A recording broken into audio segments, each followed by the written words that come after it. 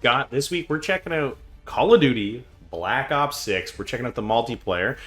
Drew's checking out the campaign, and I'm telling you, man, this multiplayer, I've been looking forward to this one. We got a taste for the beta with the new OMNI-Movement system and some of the new things we're seeing here with the Black Ops series. But really, Scott, this is a return to form in most ways, at least for me, and I think you agree as well, to kind of the Black Ops 2, Black Ops 3 days. This one feels really good. I've been having a blast right out of the gate. If I'm scoring this one out of 10, I'm going to give it an 8.5. What are you going to give it, Scott?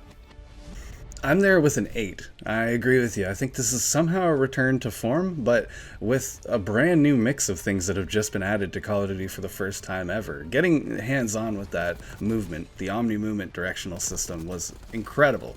At first in the beta, it seemed really insane to kind of get to grips with it, but you can see the kind of learning curve of the entire community coming to grips with this new controls. It starts off extremely chaotic. Everybody's diving around corners and such, but I found that even for someone with, diminishing reflexes, I can still have fun by grabbing different points on the controls of the different maps. So there's normally a traditional kind of lanes that you get used to running through these Call of Duty maps, and I found that was the same here. So even though everybody's running around with crazy intention, I can stay relaxed, I can stay calm, and I can play smart and still get along just fine.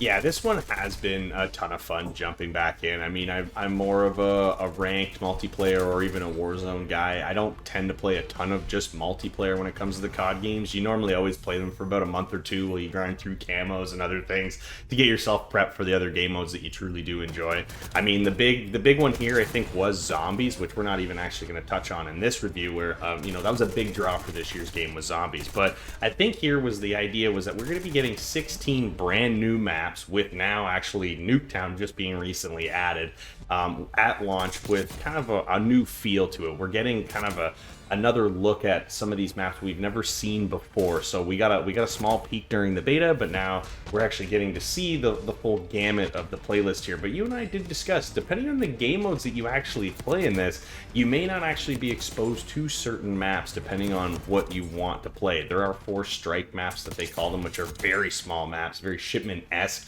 And if you don't like that style of gameplay, you don't probably will ever play that playlist or see those maps. I suggest jumping in just to check them out, because they actually are designed fairly cool. I thought the maps this year were laid out very well. Like you said, we do get a lot of classic 3-lane maps. Some of them are a little bit larger. I would say there's probably more small maps than there are larger maps this time around, at least for this first initial offering.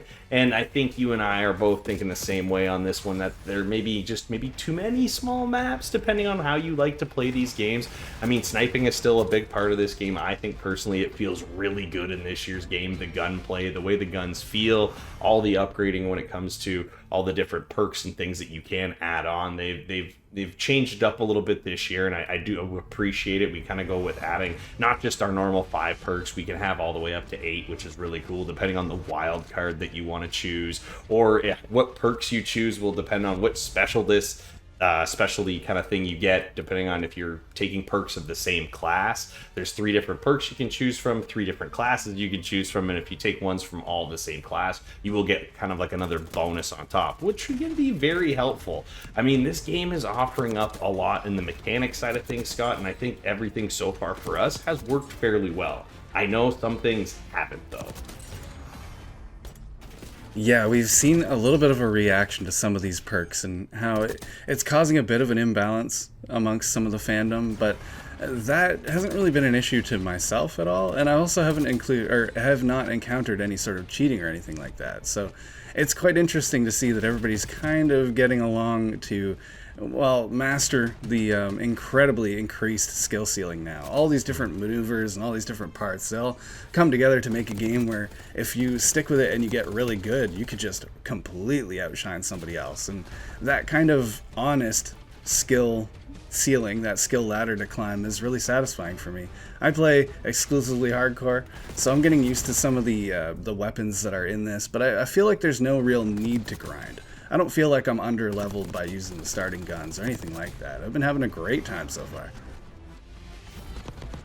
The grind is there, but it isn't something you necessarily have to jump into if you don't want to. There's a ton of camos you can unlock here. I think this year's Masteries camos look great. You've got gold, diamond, dark spine, and dark matter. There's already people out there that have been playing this game, you know, nonstop since launch. We have seen those camos, and honestly, they look really cool this year, Scott. Plus a ton of camos from zombies that you can actually bring into multiplayer as well, which is really cool to see that kind of cross progression with some of that stuff as well.